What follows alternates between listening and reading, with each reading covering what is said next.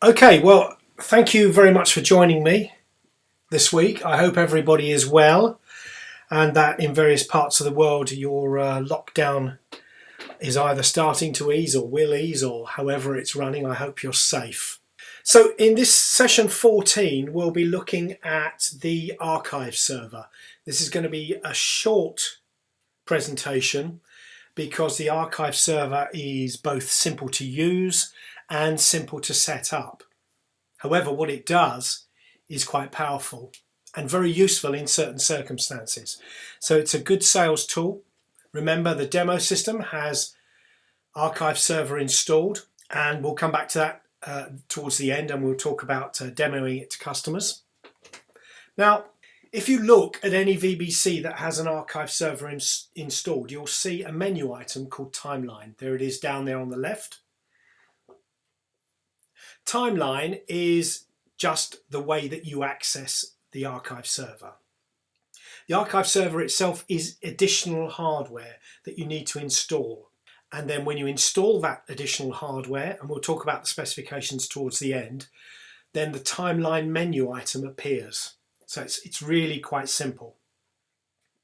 The size of the disk storage in your archive server dictates how many streams and data points you can archive.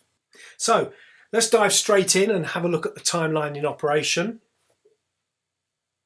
So I'm going to click on the timeline option, and the first thing that happens is something left over from the last session. So click on the X, and this is the same for any of the data graphs that you see. Just click on the X on the top right hand side of the particular graph and delete it. Now the next thing we need to do is to select which service, which of the archived services do we want to display. So we can pick, we're only showing half a dozen or so because we're only archiving half a dozen or so. Now as you can see, we can archive OTT as well as Ethernet multicast streams. If we want to archive thumbnails, and you don't have to archive thumbnails by the way, but if you want to archive thumbnails you need a VB288, and if you want to archive things like MOS scores, closed captions and VMAF scores, then you need a VB288. If you want to archive data points like EPG or the media window showing us drop packets and IP jitter, then you will need a standard IP probe, either a 120 or a 220 or a 330. So I'm going to select, let's select NRK HD. And the first thing that pops up is a series of thumbnails. Now remember, this is a web page. All of our interfaces to all of our probes and VBC is always a web page, and you can quite easily zoom in and out of a web page simply by plussing and minus with the appropriate modifier key. So I'm going to leave it about that resolution for now, and we'll see how it works with the different timescales that we choose. So that is the thumbnail, and it's offering me loudness, also from the VB288 of course. So that brings a loudness graph underneath the thumbnails. Then it's also offering me a group of pictures. So the GOP structure, IBBP, etc. I'm going to turn that one off now. MOS scoring. So this is the mean opinion score. And the QoE button allows me to show the individual components of the overall MOS score. So if we look here, for example, we can see blockiness, blurriness and brightness. So these are the component parameters that get measured and combined all together into a MOS score. So that's most of the data that I can retrieve from a VB288. Now this NRK1HD is also going through our core probe, which is an IP probe, and this is offering me things like EPG and the media window. I'm going to zoom this out a little bit more. So the EPG comes from the EIT, obviously. the media window defaults to the inter-arrival time over dropped packets, or media loss rate, IAT over MLR. We could also have bandwidth over MLR, and if we're having an RTP stream, we could show that too. So if I select bandwidth, then we can see bandwidth. Tooltips work across the entire page, so I can read off my bandwidth at any particular time. I can read off my inter-arrival time, and I can read off, as we've already seen, our individual QoE parameters. And we can also read off our loudness. So I'm just going to quit a couple of these. I'm going to get rid of bandwidth for now. We'll leave the others up. So the first thing to notice is that we are seeing, if we look up at the top left-hand side, we're seeing an interval of 10 seconds. So in other words, each of these thumbnails are 10 seconds apart. And that resolution goes for the entire graph. I can go deeper in, so I can make this now 5 seconds apart. I can even make it 1 second. So now each of these thumbnails is 1 second apart. Some of the graphs start to lose their focus at this resolution, but that's fine. So we can go back up by pressing the minus button very easily. Let's go back up to a minute.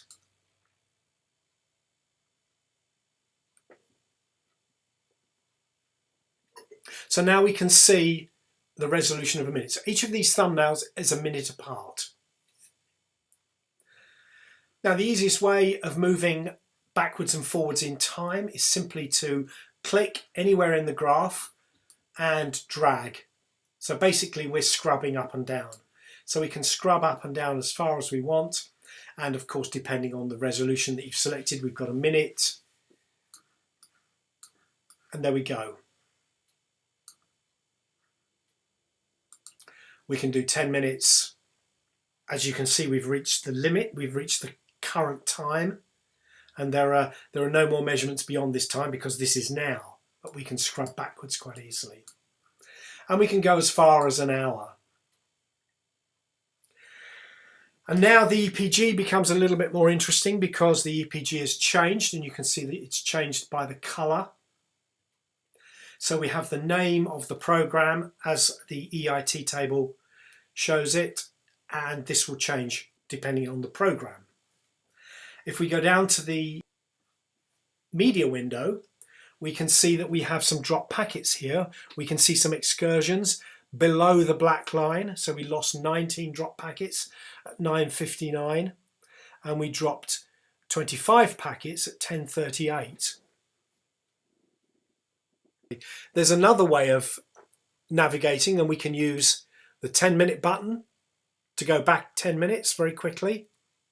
Let's go back to a minute because it just makes it a little bit easier and a bit more responsive. And we can move an hour at a time quite easily. You can see it's again, and you can still scrub, of course. So you can see how easy this is to use to find the exact spot in time that you need.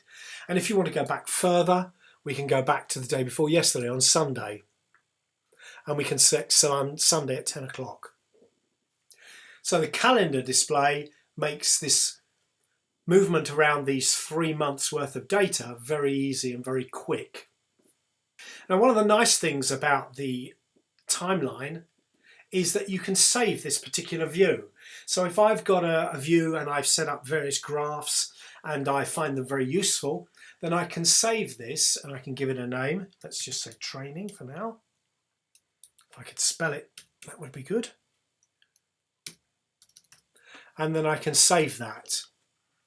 So if I go away to something else and come back to timeline at a later stage and I say, okay, I just want to load my training, and there it is. What it doesn't do is it doesn't go back to the time that you saved, it just goes back to the present time. So that's a very useful feature. You can delete those if you don't need them anymore. You can add as many of these saved displays as you wish. So if I want to go back to a particular date, we use the calendar. So I think it's fairly straightforward to show you how useful the archive is, and more particularly how easy it is to use. It's very intuitive, it's a few clicks away and you're at any time. This ability to go back up to 3 months is very useful, and this, in a regulatory framework, it would be very interesting to be able to go back and say, well, we had some audio silence for a particular period of time, or loudness exceeded a certain value over a 15-minute period, for example. Or we just simply had some black frames, we weren't transmitting. So if I wanted to go back to 1800 on, so if we select 1800 on the 20th, then we can go back very easily to that period of time. And we had some quite, if we look at that in the middle there, we had some very low audio, minus 50 dB. Again, using the graphs instantly brings this sort of information visually and makes it much more easy to find. We may be looking for some outage. Did we lose video? Now, if we increase the resolution and we go down to a minute or 10 seconds or something like that, it would be easy to spot some black frames. Were those black frames associated with audio silence? In other words, did we lose audio and video? And by using the media window at the bottom there, we can associate that with maybe some drop packets or some excessive jitter.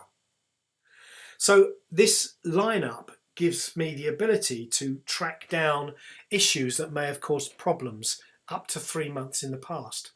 So, for example, an advertiser says that his spot didn't air. Well, you can go back 3 months and you can go to exactly the time that the spot should have aired on the particular channel, and you can see that it's there. You can actually see the thumbnails and prove that that spot went out from your head end, wherever your VB288 is located. The graphing, the ability to have this very dynamic up and down graphs that you can get to very easily and spot very simply, then that visualization of the data immediately shows problems. So for example, if my MOS scoring was going down over a period of time, let's just go back up the resolution to show you how this works. And you can see at these lower resolutions that the graphs themselves average out, and these envelopes give you a sense of the highs and lows that are involved on each graph. And you can use these very simply to spot trends. So if our MOS scoring was going down, at the moment you can see it's pretty level. There are some little variations in the MOS score, but if the MOS score was going gradually down over a period of an hour, that would be quite easy to spot using this graph. So in use, it's very simple, and in setup, it's just as simple. So we go to the main VBC menu item and we go to the archive setup. Let's make that a little bit bigger. And we can add new streams. So we add a new stream. We select the stream. Now, because the streams go through one or more probes, generally speaking, particularly in a monitoring system, then we can select either all the blades. So in other words, we enable the archive of all of the data, the pertinent data that's collected on that particular stream across multiple probes, or we select an individual. So if I went to Airang TV, which I actually added yesterday, so we added it's been archiving for 24 hours. We could have selected all blades, or I could select just the core, just the VB330. Of course, the more probes you include, the more data points you are archiving. So it would be a trade-off between the size of your RAID array and the number of probes that you have. Maybe you only need to archive at the core, the head end core, for example. And that would be where the VB288 was situated anyway. So you select all of the blades, and let's go to Airang again, all blades, and then it gives me the ability to select which data points I archive. Closed captions, I might not choose closed captions because I haven't got any closed captions on this feed. Media window, yes. EPG, yes. VMAF, no. So we would do that and choose which of the data points get archived for later. Now, as I said, I did do Airang TV yesterday. So if we just pop back very quickly, and let's get rid of that. We select Airang. And this is what it looks like now. If I go back 24 hours, you can see it's there. But if I go back 48 hours, there is nothing because I hadn't set Airang TV to archive until yesterday. So it's possible to add these for a specific period of time. You may only want to archive a particular stream for a week. Perhaps there was a weekend sporting event and you only want to archive that for over a few days. That's entirely possible. You can add and delete streams as you wish. The other thing in the setup was the archive durations. And this determines how long these data points are kept. So you can select from as little as a week all the way up to 3 months. Again, dependent upon the size of your RAID array.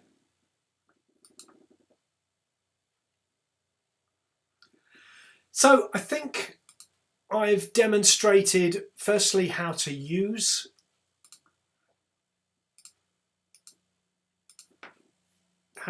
the archive server and timeline. Archive server and timeline are sometimes used interchangeably. Timeline is the menu item and it's how you access the hardware that is the archive server. It's very straightforward to use, very straightforward to set up. Almost no configuration work necessary. Select your stream, select how long you want to keep it and select which data points, and that everything else is done then, and you don't have to worry about it anymore. Just come back and look at it when you need to. So that's pretty much the end of our presentation now. I just want to show you a slide. Now, of course, there are more details on our website, as always. The demo system, vbc.bridgetech.tv/vbc. Log in as username demo, password demo. You can use our demo server to show the timeline to prospective customers. Show them how so easy it is to use and set up.